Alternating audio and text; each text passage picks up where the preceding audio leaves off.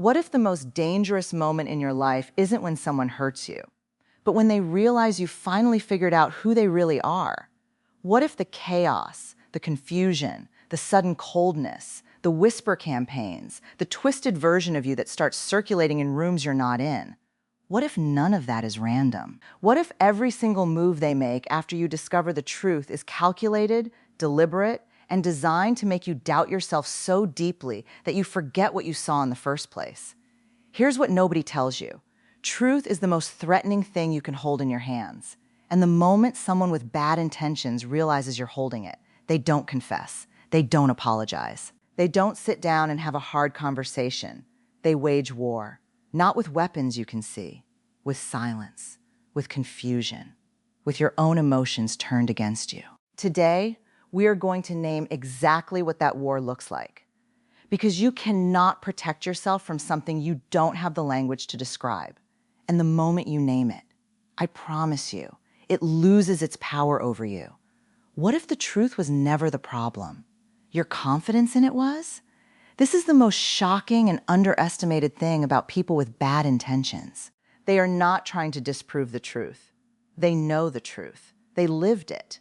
What they are actually trying to do is make you unsure of what you perceived. This is called gaslighting, and it is far more sophisticated than most people realize.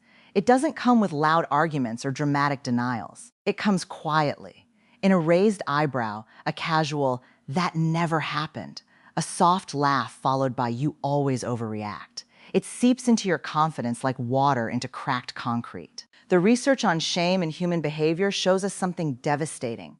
The longer someone has been engaging in deceptive behavior, the better they become at creating doubt in others. They have practiced. They have refined their script. They know exactly how to make your truth feel like your imagination. The most terrifying part? It works. Because most of us, at our core, do not want to believe we were deceived. We want to believe in people. That vulnerability, that beautiful human openness becomes the weapon they use against us. The armor against this? Radical trust in your own nervous system. Your body knew before your mind did. That knot in your stomach wasn't anxiety. It was data. What if someone could take your shared past and edit it like a film? Cutting scenes, changing dialogue, and releasing a version of events in which they are always the hero and you are always the villain? This is exactly what happens when a person with bad intentions knows you've uncovered the truth. They don't just deny what happened in the present. They go back.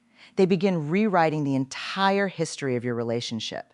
Suddenly, you were always too sensitive. You were always the difficult one. They were always just trying to help. Every red flag you ignored, every moment you set aside your gut feeling to trust them. They weaponize all of it. They reconstruct a narrative so convincing that other people start to believe it. And here's where it gets genuinely painful. Sometimes even you start to believe it. This is not confusion. This is a strategy. In psychology, we call it narrative manipulation, and it is one of the clearest signs that someone is operating from a place of deep shame and deeper self-protection. People who live in truth do not need to rewrite history. Only people who are terrified of being truly seen do that. When someone begins to revise the past, the moment you start asking questions, that revision itself is the confession. You don't need more proof. The rewrite is the proof. What if the most powerful move against you isn't made to your face, but in every room you're not in? When bad people feel cornered by truth, they do not isolate. They expand. They go wide. They begin working the social network around you with breathtaking efficiency. They are having coffee with your friends. They are sending careful texts to your family. They are crafting a version of you, fragile, unstable, unreliable, perhaps even dangerous, and distributing it quietly through the people you trust most, not with outright lies, but with strategic half-truths. A raised concern here, a worried observation there. I just don't want anyone to get hurt. That phrase, wrapped in false tenderness, is one of the most common tools of social manipulation that exists. The effect is devastating. You don't lose your support system in a dramatic confrontation. You lose it slowly, in little increments, as the people around you begin to look at you differently. They don't abandon you. They just become careful around you. They start to hesitate. They begin asking questions that feel slightly off, and you feel it, even when you can't name it. The isolation doesn't announce itself. It just quietly closes in. Knowing this is happening is the first and most essential defense. You cannot fight a campaign you don't know is being run. What if the most shocking thing they do is make you feel like the wrongdoer, simply for discovering what they did? This inversion of guilt is one of the most psychologically sophisticated maneuvers in the playbook of a person who has been exposed. The moment they realize you know the truth, they pivot. And suddenly, you are the one who needs to explain yourself. You are the one who went looking for problems. You are the one who violated trust by noticing. How did you find out? Who told you? Why were you paying such close attention? The interrogation begins, and before you know it, you are defending your discovery rather than their behavior. It is a magician's trick. Look here, not there. This works because most good people carry a baseline sense of guilt. We second-guess ourselves naturally. We wonder if we were too harsh, too suspicious, too quick to judge. And someone with bad intentions knows this about us better than we know it about ourselves. They have studied our empathy. They know exactly how to activate our guilt, how to make us feel that our knowing is somehow an act of aggression against them. The antidote is this: discovering someone's truth is never a moral offense. You do not owe anyone the performance of ignorance. Knowing what you know is not cruelty. It is clarity. And clarity, however uncomfortable, is always worth protecting. What if by the time you were ready to speak your truth, no one was ready to believe you? This is perhaps the most chilling tactic of all, and the most premeditated. Bad people who feel the threat of exposure do not wait for you to speak. They move first. They are faster than your hesitation, more strategic than your pain, and more willing to be ruthless than you ever imagined. They begin the credibility assassination quietly, early, and systematically. They plant seeds of doubt about your mental stability, your history, your motives. They position themselves as the long-suffering, patient one. They curate their public image with precision. And by the time you finally gather the courage to speak, when you have held the truth long enough that it burns and you simply must say something, the audience has already been prepared. The ground has already been salted. This is not paranoia. This is documented human behavior rooted in shame. When we study the psychology of deception, one pattern emerges again and again. The more a person fears being truly seen, the more aggressively they manage how others see them. They become architects of perception. And the architecture they build is designed with one purpose: to make your testimony questionable before it even leaves your mouth. Here is what they cannot destroy, however, no matter how early they start: your integrity over time. Character is cumulative. Keep showing up as who you are. The truth has a long memory, and so do the people who have genuinely watched you live. What if the very quality that makes you a good person, your ability to feel for others, becomes the most dangerous thing you carry? This is the keynote that most people miss, and it is the one that breaks people the most completely. Bad people who have been exposed know, with stunning precision, how to activate your compassion. They know when to seem vulnerable. They know when to appear broken. They know when to reference their difficult past, their struggles, their pain, all in a way that makes you feel that confronting them or stepping away from them would make you the cruel one. They have watched you forgive before. They have seen how your empathy expands when someone cries or struggles, and they have cataloged all of it. They will use it. At the exact moment when you are closest to protecting yourself, they will remind you of their humanity. And in doing so, ask you to sacrifice your own. This is the cruelest thing that people operating from dark places do. Not the lies, not the manipulation, not even the rewriting of history. The cruelest thing is that they force you to choose between your compassion and your survival, between loving them and protecting yourself. And what I need you to understand, down to the marrow of your bones, is this: protecting yourself is not the absence of compassion.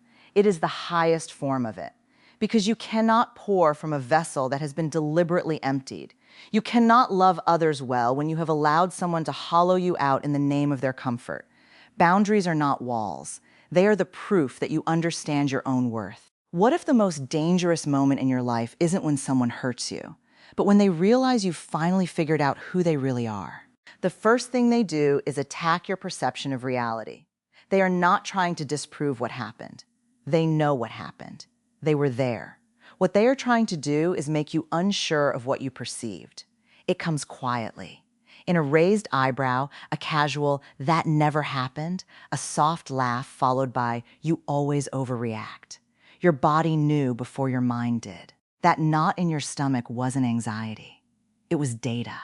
Trust it like your life depends on it, because sometimes it does. This is the keynote that most people miss, and it is the one that breaks people the most completely. Bad people who have been exposed know with stunning precision how to activate your compassion. They know when to seem vulnerable. They know when to appear broken. They know when to reference their difficult past, their struggles, their pain, all in a way that makes you feel that confronting them or stepping away from them would make you the cruel one. They have watched you forgive before. They have seen how your empathy expands when someone cries or struggles, and they have cataloged all of it. They will use it. At the exact moment when you are closest to protecting yourself, they will remind you of their humanity, and in doing so, ask you to sacrifice your own. What if the chaos, the confusion, the sudden coldness, the whisper campaigns, the twisted version of you that starts circulating in rooms you're not in? What if none of that is random? What if every single move they make after you discover the truth is calculated, deliberate, and designed to make you doubt yourself so deeply that you forget what you saw in the first place? Here's what nobody tells you. Truth is the most threatening thing you can hold in your hands. And the moment someone with bad intentions realizes you're holding it, they don't confess. They don't apologize. They don't sit down and have a hard conversation. They wage war, not with weapons you can see, with silence, with confusion, with your own emotions turned against you. Today, we name exactly what that war looks like, because you cannot protect yourself from something you don't have the language to describe. And the moment you name it, it loses its power over you. The third thing they do is work the room. They go wide. They are having coffee with your friends, sending careful texts to your family, quietly planting seeds of doubt about your stability. Not with outright lies, with strategic half-truths. "I'm just worried about her. He's been really unpredictable lately." Your support system doesn't abandon you dramatically. They just become careful around you. The isolation doesn't announce itself. It quietly closes in. Knowing this is happening is the first defense. The second thing they do is rewrite history. They go back. They begin editing the entire story of your relationship. Suddenly you were always too sensitive. They were always just trying to help. They reconstruct a narrative so convincing that other people believe it. Sometimes even you start to believe it. But here is the thing. People who live in truth do not need to rewrite history. Only people who are terrified of being truly seen do that. When someone begins to revise the past, the moment you start asking questions, that revision is the confession. The fourth thing they do is make you feel guilty for knowing. This is the inversion that breaks people. Suddenly, you are the one who needs to explain yourself. Why were you paying such close attention? Who told you? You went looking for problems. Before you realize it, you are defending your discovery instead of their behavior. It is a magician's trick. Look here, not there. Let me say this clearly. Discovering someone's truth is never a moral offense. You do not owe anyone the performance of ignorance. Knowing what you know is not cruelty. It is clarity. The fifth thing they do is destroy your credibility before you can use your voice. This is the most premeditated move of all. They don't wait for you to speak. They move first. They plant seeds about your mental stability. They position themselves as the long-suffering one. They manage perception with architectural precision. And by the time you gather the courage to say something, when the truth has burned inside you long enough that you simply must speak, the audience has already been prepared. The ground has been salted. But here is what they cannot destroy: your integrity over time. Keep showing up as who you are. The truth has a long memory. The sixth thing they do is play the victim. The moment they sense you pulling away, suddenly the narrative shifts. They are the hurt one. You are abandoning them. Your boundaries become proof of your cruelty. They know how to make your healthy choices look like betrayal. This is not confusion. It is engineering.